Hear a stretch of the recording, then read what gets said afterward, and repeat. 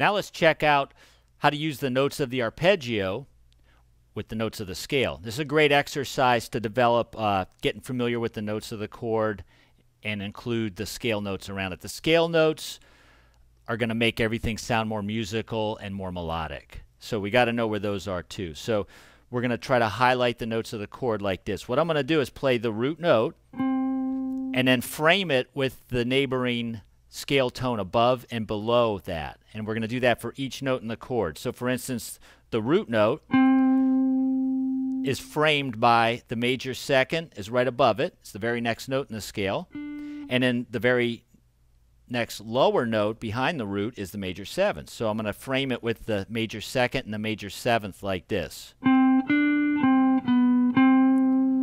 And now I'm going to take the major third, moving on to the next part, and frame that with the neighboring or adjacent scale tones. So the third is surrounded by the fourth and the second. So we're going to go 3, 4, 3, 2, 3. Then the next note in the chord tone is the fifth. And then what are the neighboring notes for the fifth? It's the sixth and the fourth.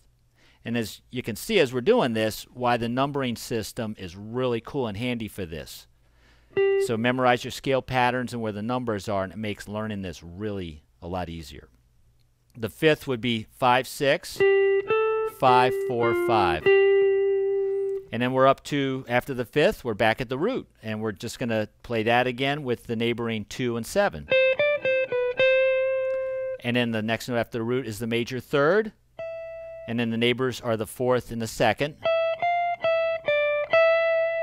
And then we're only going to use notes of this particular pattern we're at right now. So although we have a fifth degree up here, we don't have a note above that that we can access in this pattern. So we're not going to do the fifth at this point.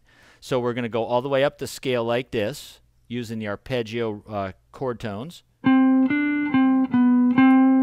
That was the root. Now here's the third, the major or the perfect fifth, the root, third, and then we're going to descend. Root, fifth, major third, root, and then we do have a few extra notes in the bass that we can do too. So below the root is the fifth. We're going to go 5, 4, 5, 6, 5, 4, 5. And then we have a third back here we could play, but we don't have a note lower to that we can access in that pattern, so we're not going to do that one. We're going to end with the lowest note being the fifth, and then back to the root to end it. So let me play it for you real slow all together, show you what we're going to do. We're going to run through it twice. Root, third, fifth, root, third, back to root, fifth, third, root, fifth, and then repeat. Or end on the chord. Let's go ahead and listen what that sounds like over the one chord backing track. I'm going to play it for you slow on the first time, and in the second time I'll play it as written with 16th notes and a quarter note. Okay, let's check this out.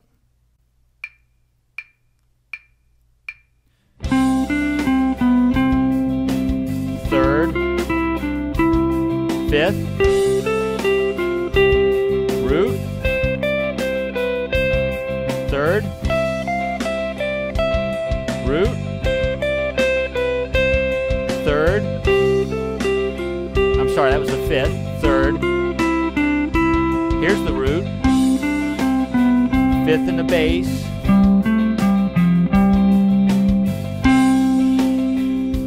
and then the chord. Okay, now here it is as 16th notes, and then try to come in on the one beat when you hear the backing tracks. And the backing tracks rhythms are like this. 1, 2, 3, 4.